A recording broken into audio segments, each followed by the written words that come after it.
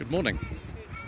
Today is the 24th of September. This is the British Leyland Beer Autumn Rally at the Milton Keynes Museum. The weather isn't necessarily the best today. I do apologise if there's any wind noise. But there's lots of tasty treats here, so we will start this part 3 with this Rover 800 Vitesse, being 99, so the last year they actually made them. And a very nice shade of green it is too. Right, let's we have a look at this very late Van den Plas 1500. We've seen all the other Van den Plas here. Let's have a look at this one.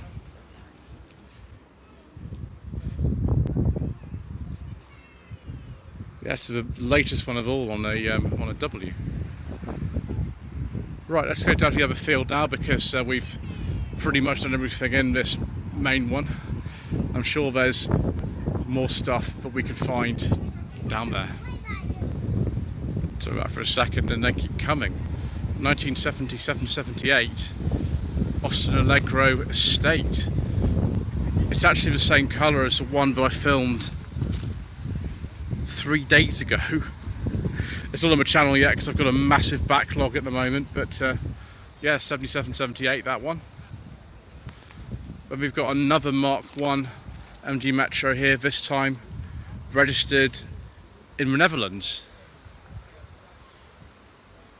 But a later Rover Metro here, it's Tahiti, in Tahiti blue, strangely enough. 1993-1994.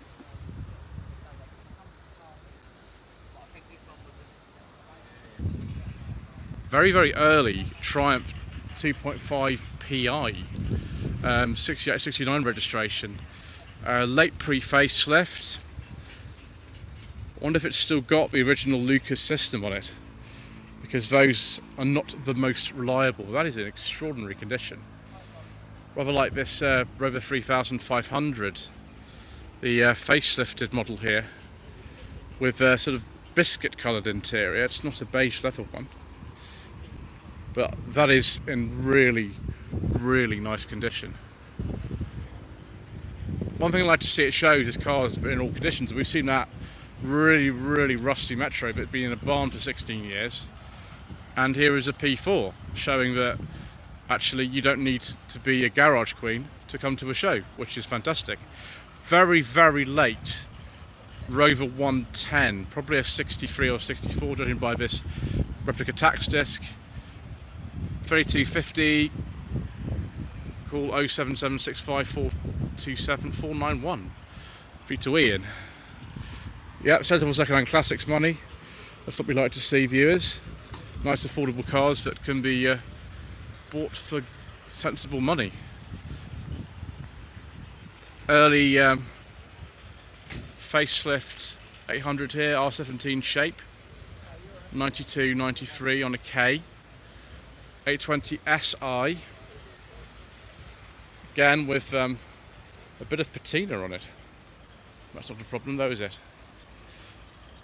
Contrasting with very late R17 facelift here. This one is actually an 820 turbo from 99, which we like. £2,500 only. I'll have to resist calling 07455027970. Wow. Must be a Vitesse though. Yeah, it is a Vitesse. And this one's a Sterling. By the end they were also making hatchback Sterlings. Sterling's my preference, viewers. Particularly we've got a leather interior and automatic gearbox.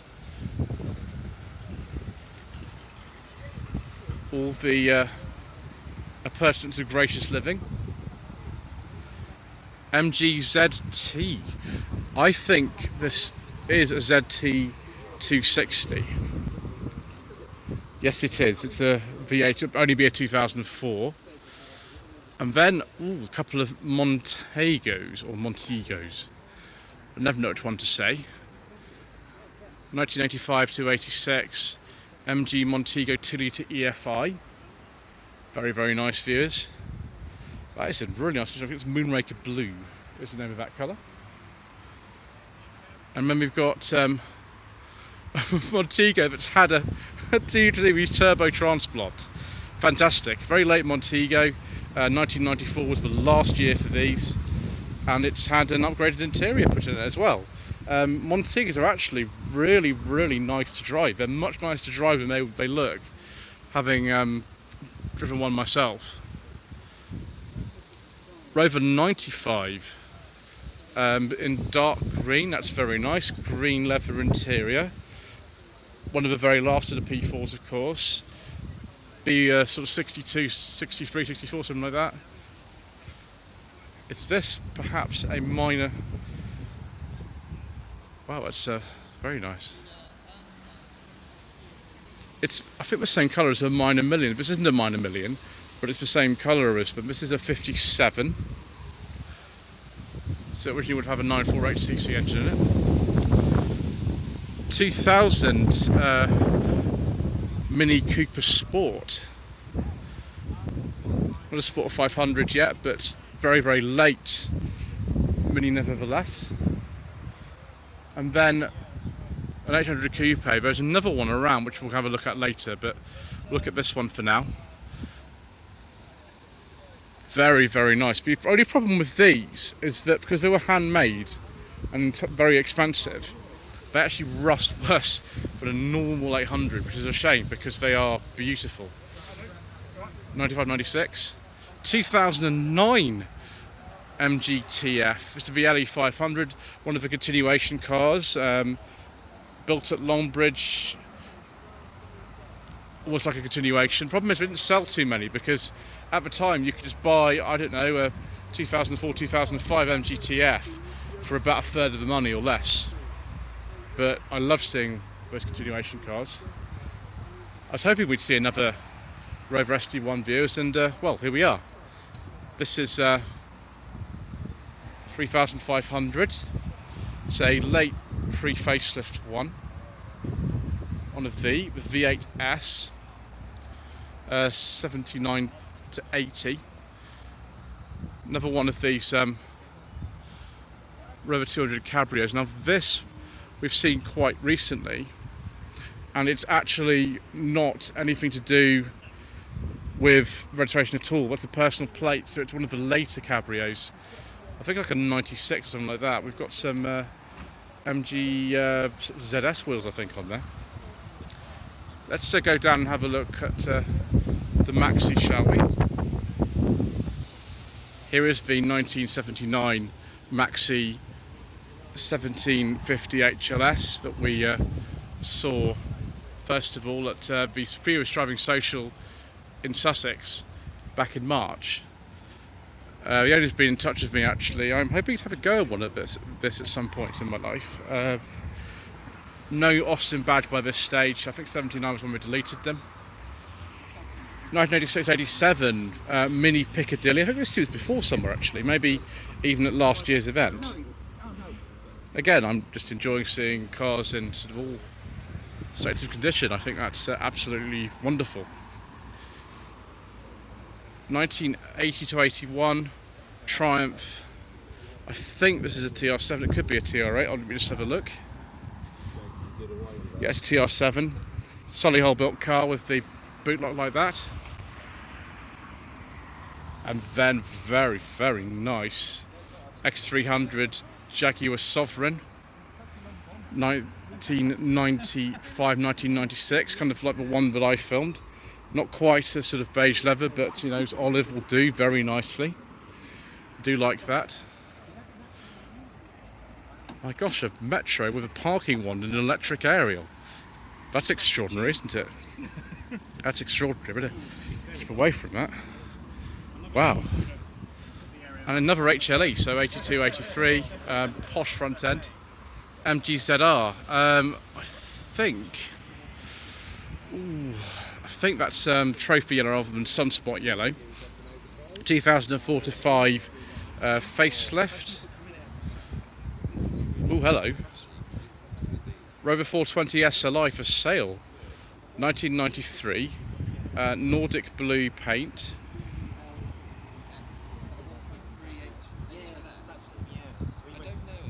very unusual to have the kind of older style front indicators on this. Interesting. I thought the round the corner indicators came in late 1992. Maybe it was made before that. Yeah, maybe made 92, not registered until 1993. The only problem is with this advert is the gentleman's not put his telephone number on here, so we can't sort of say what we normally would do. MGF Freestyle. This one I think is a 2001. This was the sort of run-out model for the MGF. I've driven a Freestyle actually like this, but it was a much kind of more battered one with collapsed hydrogas. So hopefully one point in my life I actually get to have a go in one that actually got sort of sensible suspension in it. Yeah, it's 2001. Another Mini 1000, 1975-76 on a P with Dunlop alloy wheels on it. I think that's a Sand Glow is the name of that colour. Yeah, a couple other Minis here. Not loads of Minis, but some. 1976-77 on an R. 1982-83 on a Y, obviously factory modified. And this car is owned by Brian, who let me have a go in it when I was here last year. Hello, Brian. So Dolomite 1850 pre-HL, which was a lot of fun actually. The car wasn't quite running right last year. That's actually been remedied. It didn't seem to have much power, which it now does, which is good. He's owned it for I think over 30 years now. So he's 74. 2002 MG ZS 180 with these nice alloy wheels. We've seen other cars as well here, because they do fit other cars too. And this is for sale, and this time we got the phone number on here. So yeah, copper leaf red, 38,000 miles. Well, 07807 272 656. All three seat belts have been replaced. I wonder if that's cam belts, because that's a bit more important on a KV6. So 1999 Mini. It looks earlier, but it's not. It's a 99 on a T. It's been made to look a little bit earlier, which is quite common actually on a lot of these. Nice interior, like that. And we've also got the Mark II rear lights on this, and the Mini Cooper S badge. Actually looks a bit like this this Mark II here. Very late Mark II, 69 only on an H, with the sliding windows and exposed door hinges, which were replaced on the Mark III, which came in a bit later in 69. And we've got a club and front end on a much newer Mini, which has had a Honda engine swap on it. Hello to Mini Restoration on Instagram. What's that? 1987 to 88 on an E. We've got one of these 50s Wolseley's. I think this is one of the oldest cars actually here. Wolseley 444. That'll be sort of early to mid 50s, won't it? Something a bit more familiar. Yes, but virtually every show I seem to attend is this Triumph Acclaim. Now this, last time I saw it would have been back July, back at Corner Woodhouse Station for the MG Post Abingdon Weekender. So yeah, 82. This is I think it's a CD with the automatic gearbox, which would mean a Triomatic. Same colour as the one that our neighbours used to have when I was growing up, although that was an HL. Very nice. I've driven an Acclaim. It wasn't that one though. We just check the rev counter before we say anything. Oh, it is a petrol one. Good. 2005 to 6 MG ZT. That's probably the newest car here, actually. But I prefer this personally. 2003 Jaguar XK8 4.2 with beige leather interior and wood. Yes, please, viewers. I must get one of these on the channel somehow. I know someone actually got one for sale at the moment, so I have to ask very, very nicely. They might let me have a go in it. Morris Minor 67 on an E. That's actually quite similar to the registration sequence of that 1140 towers. Actually, I think it's VLG something E as well. Amazing. Does that have the correct steering wheel? Yeah, it's got the post October 64 steering wheel in it, so that is correct. Triumph TR6. I'm surprised this is the only one here actually. 7273. Let's not fall over all these bits for the Maestro Turbo that are being sold there. And then we've got another very agreeable Wolseley here. One of the Farina cars. If I look at the back actually, it'll tell me if this is one of the earlier, one of the later ones. Let's not knock over the birdcage whilst we're here. It's a big idea. It's a 1560, so it is a 61 or earlier. Another Reclaim CD here, although it's got some Honda elements on it, because you could obviously buy this number markets as the Honda Ballard 83 to 84. Yeah, it is an Acclaim CD as well. We've seen the back already, and a little friend, little budgie it would show as well. In fact, we'll have another little look at the budgie. Hello. Not very responsive today.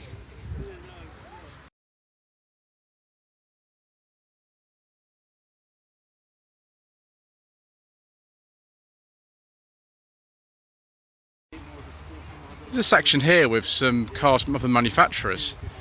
So we've got, I think Sarah Crabtree's Mazda 121. It's based on a Mark IV Fiesta. Some of you might remember these. They're more popular in somewhere like South Africa than they were here. This one's got the alloy wheels. There weren't many trims available. I can't remember what they were, but from memory. I think you get a 1.25 Zetec SE engine or a 1.3 Valencia or Kent engine. Some people call them, but yeah, these are incredibly rare cars now. Next to it, Citroen, I think it's a GSA because it's on an X, so it'll be a GSA. I think I've seen the brake version, which this would be, for quite a while. Yeah, it's a GSA Club, 1981 to 82 registration. Didn't realize I was going to see one of those today. That is actually left-hand drive as well. Bit more familiar, Rover 75. Let's check the information before we do it, because don't talk about diesels on this channel, do we? That's alright though, it's the 2.5 V6. It's a connoisseur as well. 2001 to 2 plate. 2003 to 4 MGTF. Probably a 135, or maybe even like a 160 with the hard top, trophy blue. Yeah, it's probably a 135, I should think. And an Austin 3 litre. I think this is the only one that's actually here. 1970-71 on a J. See if it's a manual or an auto. It is an auto, which is good. Can't talk about the Land Rover unfortunately, but we can talk about this Bonda Coupe. This will be for, I think, in the early 60s. Yeah, April 64 tax disc, probably a 63. Until 1965, the local authorities could choose whether or not to have the suffix that is on the end. So it should be like VHT 518A, but it's not, because non local authorities switched to the system. And we've got something that looks a lot like a Mark 1 Mini, but it isn't. It's well, it's got a 1.8K series in it. It was actually registered in about 1970-71. It's got a Mark 1 interior, Mark 1 doors and everything. So it's a bit of a kind of interesting case here. Lotus Elise engine, so an absolute sleeper. That one's modified as well, 86-87. Mini Clubman Estate in Vermilion. Also got a K-series swap in it. That is extraordinary. And then a very late Mini Cooper there, Mark 7, so 96 or later. And then a Morris Minor Traveller from about 68-69. It's just been up Cop Hill. Lloyd Young Consulting stickers, t-shirts and mugs are available by clicking the link to the Google form in the video description below. 1980 Sherpa van. This is actually a petrol one. It's probably got the B series in it. That's in really nice condition. Oh, it's got Allegro indicator stalks and things. Oh, it's an automatic. Oh my gosh. That's really rare. I didn't even know you could get an automatic Sherpa. Crazy. Yeah, definitely deluxe. Wow. Then we have that Austin 1800 Mark II, as we saw earlier on. Excellent. Well, we're coming to the end. We've got something else to go and have a look at, though, but, you know, there we are. Oh, viewers, I think we've saved the best till last. 1992 to 1993. Rover 800 Coupe in dark green with a beige leather interior and wood and piping. Does it get any better than that? That is just extraordinary, and I want one. Anyway, thank you ever so much indeed once again for watching.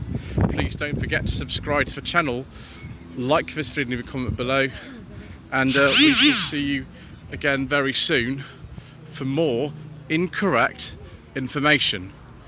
And my phone just vibrated telling me I need to turn it off, so I shall.